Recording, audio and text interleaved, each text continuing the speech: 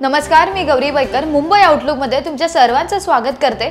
आज दिनांक 11 मार्च पाहूया टॉप 10 घडामोडी। राज्यातील प्रार्थना स्थळे आणि इतर ठिकाणी असलेल्या भोंग्यांबाबत सरकारने नियमावली तयार केली। या संदर्भात जबाबदारी निश्चित करण्यात आली आहे। विधानसभेत मंगळवारी झालेल्या या चर्चेत मुख्यमंत्री देवेंद्र फडणवीस यांनी या प्रकरणात संबंधित पोलीस ठाण्यातील पोलीस निरीक्षकांवर जबाबदारी निश्चित केली आहे। या पोलीस निरीक्षकांनी कारवाई केली नाही तर त्यांच्यावरच कारवाई करण्याचा इशारा मुख्यमंत्री आणि गृहमंत्री देवेंद्र फडणवीस यांनी दिलाय।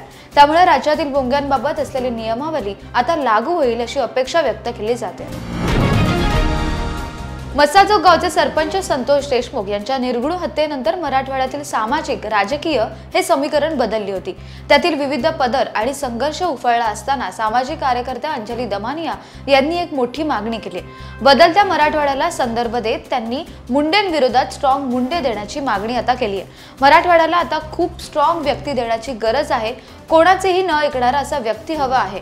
मला असं वाटतं मुंडेंविरुद्ध मुंडे या करण्याचा आता मराठवाड्याला जास्त गरज आहे, असं वक्तव्य त्यावेळी त्यांनी केलं। अर्थसंकल्पातून सामान्य माणसाला कायम धावत असणाऱ्या मुंबईकरांना, लाडक्या बहिणींना आणि शेतकऱ्यांना काय मिळालं याची चर्चा होण्याऐवजी हलाल मटण खरेदी करायचं की झटका असा नवा वाद आता निर्माण झालाय। यावर राष्ट्रवादी काँग्रेस शरदचंद्र पवार पक्षाचे आमदार जितेंद्र आव्हाड यांनी प्रतिक्रिया दिली। हलाल, झटका, मल्हार हे काय लावलंय महाराष्ट्रात? खाण्यावरून देखील आता हिंदू मुसलमान करण्याचा वाद निर्माण होतोय। मला सांगा, तुम्ही मच्छी कशी खाणार? हलाल, हराम की मल्हार असा सवाल आता जितेंद्र आव्हाड यांनी उपस्थित केला। औरंगजेब काय राष्ट्रपुरुष होता काय असा खडा सवाल राष्ट्रवादी काँग्रेस शरदचंद्र पवार गटाचे खासदार निलेश लंके यांनी उपस्थित केलाय। त्यांनी छत्रपती संभाजीनगर जिल्ह्यातील खुलाताबाद येथे असलेली औरंगजेबाची कबर काढून टाकावी अशी देखील मागणी केली आहे। या विषयाला सामाजिक रूप न देता त्याची कबर काढावी अशी आमच्या सर्वांची भूमिका असल्याचं लंके यांनी म्हटलंय। औरंगजेब हा समाजसेवक नव्हता असं देखील त्यावेळी निलेश लंके यांनी म्हटलंय। उपमुख्यमंत्री एकनाथ शिंदे यांच्या शिवसेनेत काँग्रेसचे नेते आणि माजी आमदार रवींद्र धंगेकर यांनी प्रवेश करत काँग्रेसला मोठा धक्का दिला। यावर प्रतिक्रिया देत आता संजय राऊतांनी खळबळजनक दावा देखील केलाय। एखाद्याने प्रवेश करावा म्हणून त्याची आर्थिक कोंडी करण्यात येते। त्याच्यावर काही जुने प्रकरण असतील तर त्याच्यावर दबाव देखील टाकला जातो।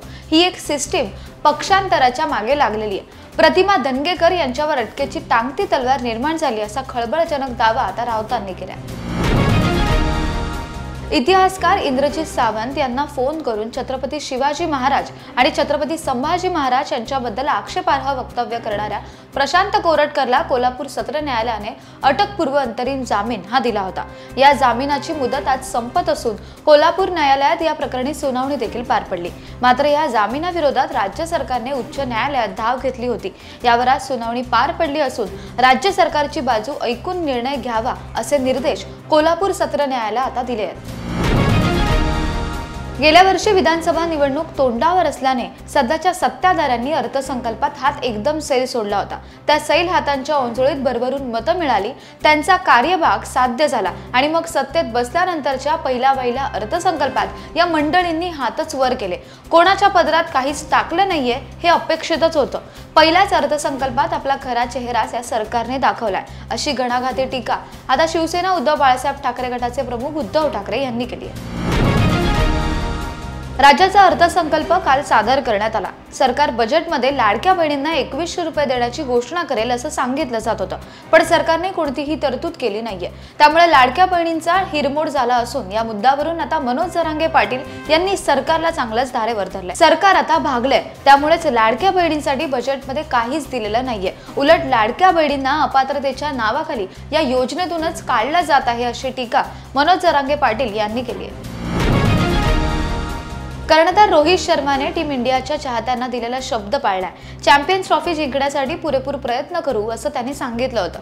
रोहित शर्माच्या नेतृत्वात टीम इंडियाने हा शब्द खरा करून दाखवलाय। 9 मार्चला अंतिम फेरीत न्यूझीलंडचा 4 विकेट आणि 6 चेंडू राखून धुव्वा उडवलाय। जेतेपदावर नाव कोरलंय। भारताची चॅम्पियन्स ट्रॉफी जिंकण्याची ही तिसरी वेळ आहे, त्यामुळे सर्वत्र आनंदाचं वातावरण पसरलंय। पण पुढचे काही आठवडे रोहित शर्मा एक खेळाडू म्हणून मैदानात देखील उतरणार आहे। दिवसेंदिवस राज्यात उन्हाचा तडाखा वाढत असून नागरिकांना उष्णतेची तीव्र झळा आता जाणवू लागली। मार्च महिना सुरू होताच तापमानात लक्षणीय वाढ झाली असून विशेषतः विदर्भातील नागपूर, अकोला, चंद्रपूर, वर्धा आणि अमरावती या जिल्ह्यांमध्ये तापमान 40 अंशापर्यंत पुढे जाण्याची शक्यता आता हवामान विभागाने वर्तवली आहे।